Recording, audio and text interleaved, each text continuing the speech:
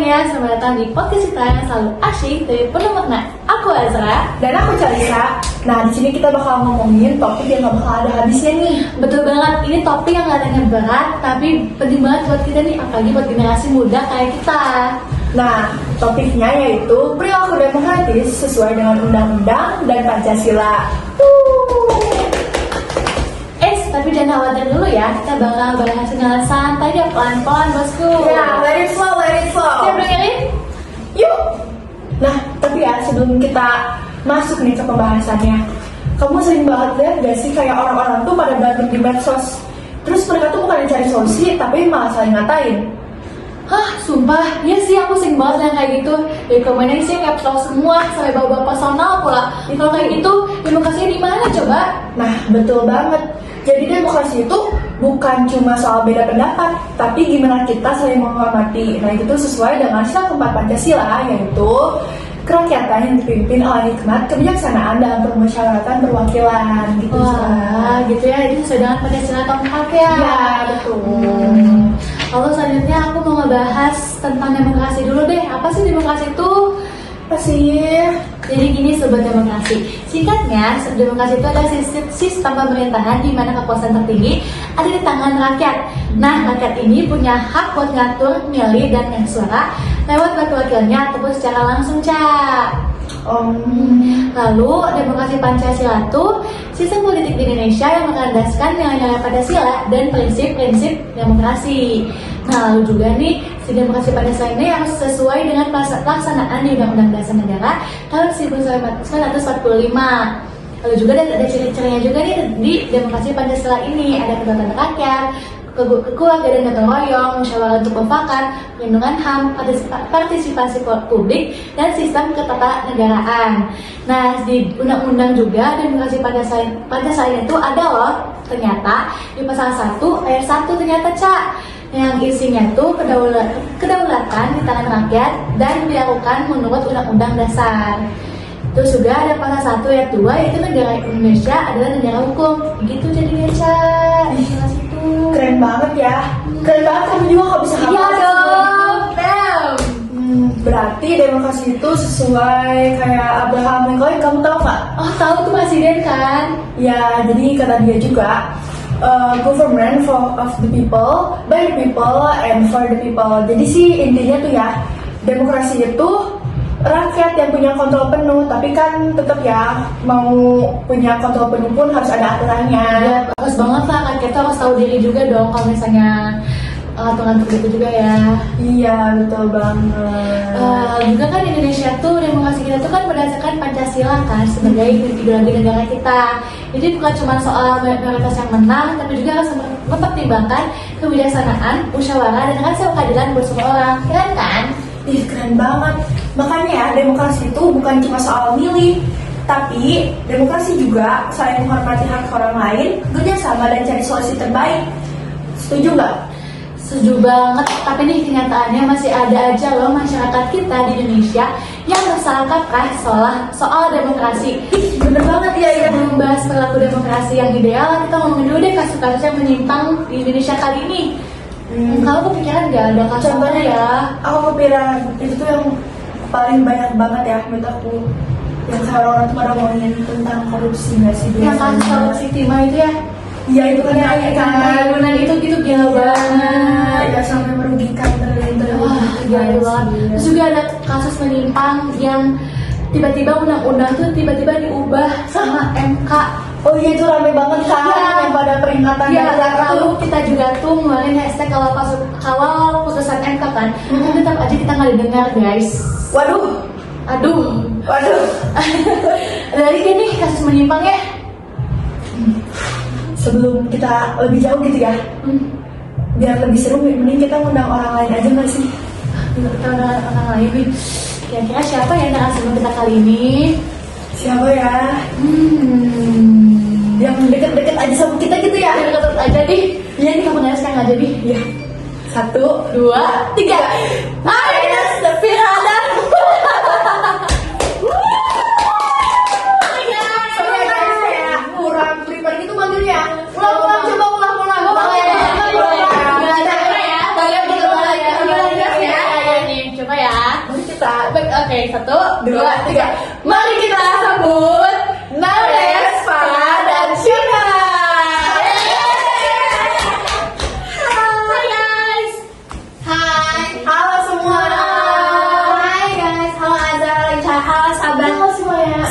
demokrasi. Nah, gimana nih kabar kalian? Alhamdulillah baik banget. Aku juga baik banget. Bener banget sih, kayak aduh enak banget Ini ya. happy banget. Kalian masih pakai pakaian sekolah nih sama kayak kita kan habis ngapain emang tadi? Ya, bisa sekolah dong. Ya bener jadi banget siapa ya kalian? Gimana nih perasaan kalian bakal podcast atau ngobrol bareng? Iya nih, kan itu sama kan jadi di narasumber di podcast kita kali Iya, ini. sini kan sambung. Kita kenal dulu. Saya kan baru pertama.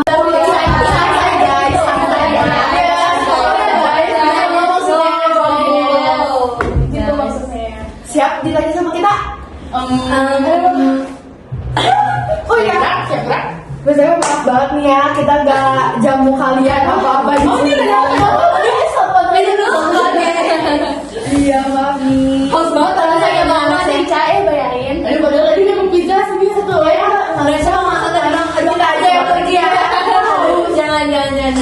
Oke, mau siap aja nih ditanya-tanya sama kita. Siap deh. Banget nih sekarang ya. Siap, Siap aja. Langsung mulai aja kita ya. Nih pertanyaan pertama nih ya. Aku mau nanya Nares, menurut kamu seberapa penting sih perilaku demokratis di sekolah? Menurut aku sih penting banget ya, karena kan sekolah tuh kayak mengatur masyarakat. Dimana kalau misalnya di sekolah kita udah menerapkan nilai-nilai demokrasi, kayak misalnya musyawarah, saling menghormati, itu kan pasti akan lebih mempermudah kita bisa nanti kita langsung terjun ke dunia masyarakat. Kayak kita tuh akan bingung lagi nih gimana sih cara-cara atau gimana sih kita mengimplementasikan sikap demokrasi kayak gitu.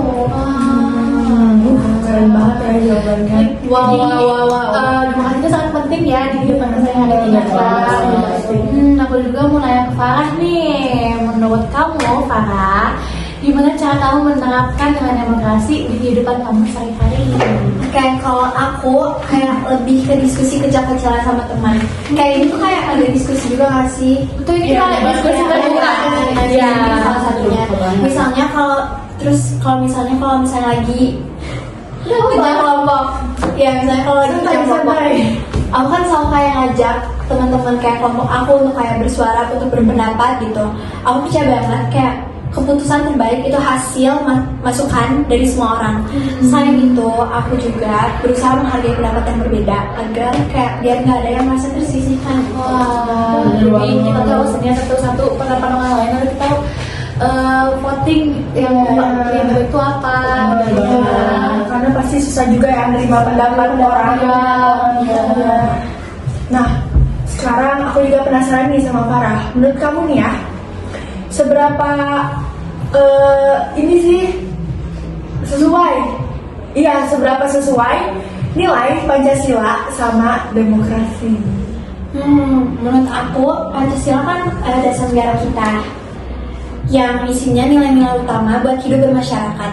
Jadi demokrasi yang kita jalankan di Indonesia ya harus sesuai sama prinsip-prinsip yang ada di Pancasila. Kalau musyawarah untuk mufakat, demokrasi bukan sekedar kayak mayoritas menang, tapi gimana menghormati hak-hak semua orang. Oh, nyambung lagi ke sila keempat ya ternyata. Oh, iya. Nyambung banget. Nah, ngomong-ngomong Kelima juga masuk tahu. Oh iya, ada yang sadar Indonesia. Itu betul kan. Namun, nyambung ke pada lima itu. Ngomong-ngomong tentang sila keempat, yaitu kan kita dipimpin oleh Menteri Berdasarkan dan Permusyawaratan Perwakilan. Aku mau nanya ke Nisa Fira. Apa nih? Gimana penerapan sila ini dalam kehidupan sehari-hari menurut kamu? Menurut aku sendiri ya, penerapan sila keempat di kehidupan sehari-hari ini bisa dilihat nih kayak dari kita berusaha untuk menyelesaikan suatu masalah dengan melakukan musyawarah itu. Nah, contohnya nih kayak kalian pasti sering banget dong kayak ada konflik di kelas. Iya, sama Syafil.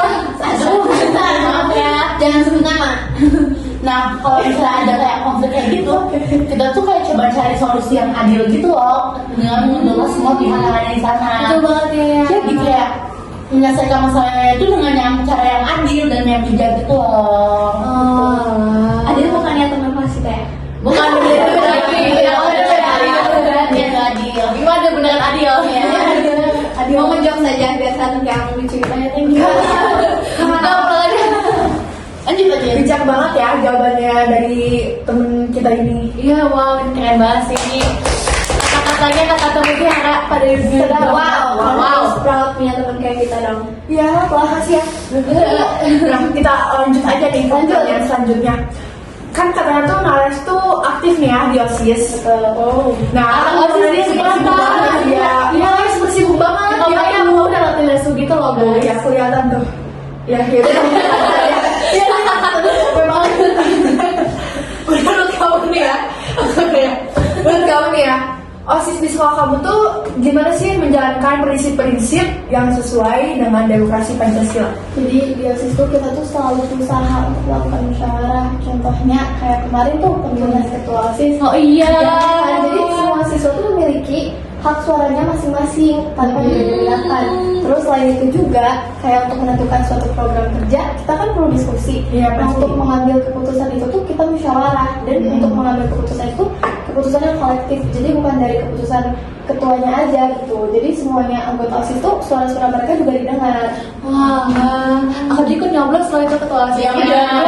Semua juga pasti. Semua pasti dong. Nggak boleh dong. Semua kan lebih nggak boleh banget.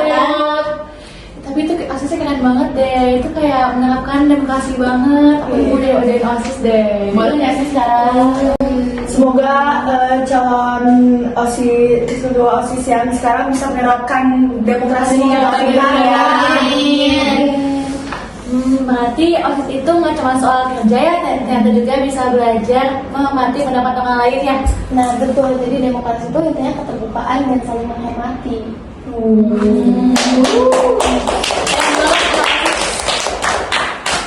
Lanjut aku mau nanya ke Farah nih. Kalau kamu pernah nggak ada pengalaman di mana kamu merasa dihargai karena pendapat kamu didengar dalam sebuah diskusi atau musyawarah? Pernah banget. Waktu itu aku kerja kelompok buat tugas seni dan aku tuh kasih ide ke teman-teman kelompok aku yang awalnya tuh mereka tuh nggak setuju, tapi aku jelasin pelan-pelan karena ide itu tuh sebenarnya bisa banget berhasil.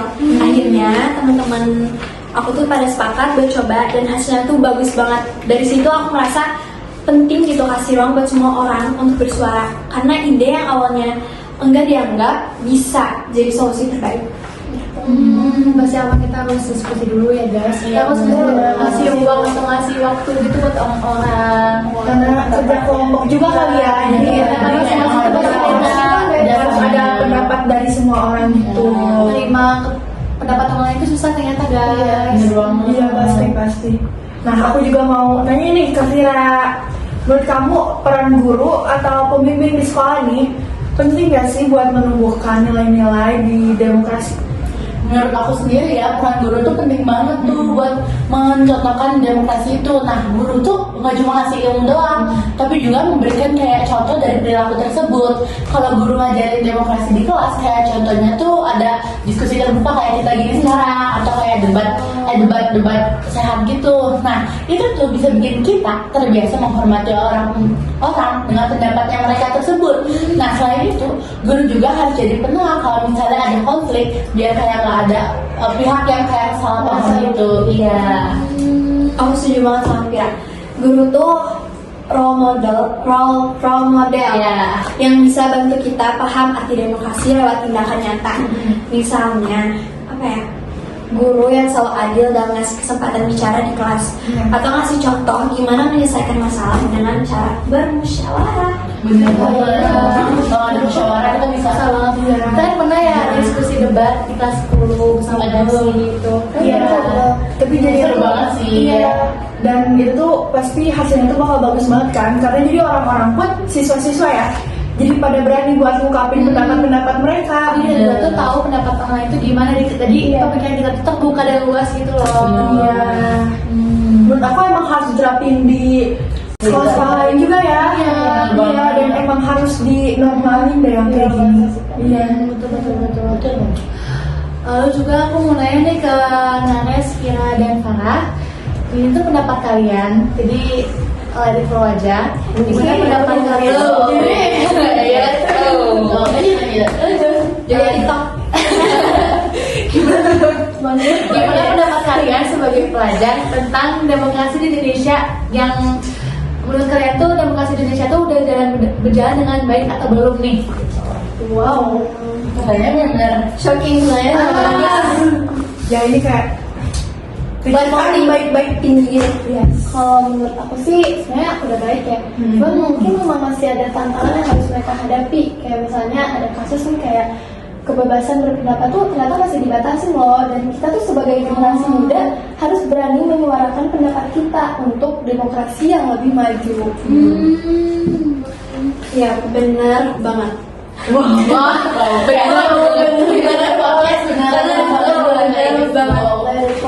aku demokrasi di Indonesia tuh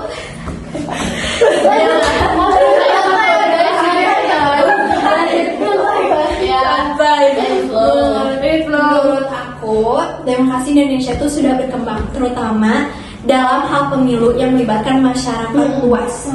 Tapi tuh masih ada masalah seperti politik uang atau penyalahgunaan kekuasaan yang bikin kepercayaan masyarakat terhadap demokrasi itu menurun.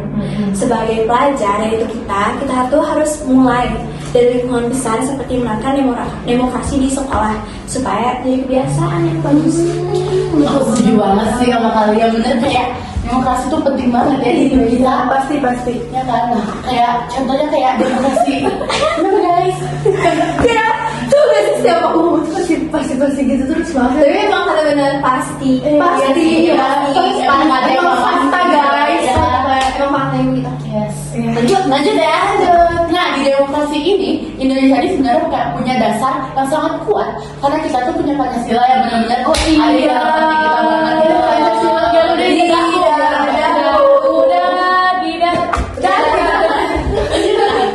udah tempat menyanyi Ya, masih speak up ya. Tapi kayak Pancasila ini karena pelaksanaannya tuh kurang konsisten. Itu kayak dalam memberikan ruang yang adil bagi kayak seluruh masyarakat Indonesia itu. Nah, kita bisa membantu memperbaiki ini dengan kayak lebih kritis terhadap isu-isu yang terjadi dalam Indonesia ini dan mendukung transparansi dalam setiap keputusan yang diambil. Iya. Oh, berarti pendapat mereka ini sama banget ya. Sama banget. Sama banget kayak kan kasus menimpa yang kita bahas banget awal-awal. Berarti kalian juga ngerasain kan?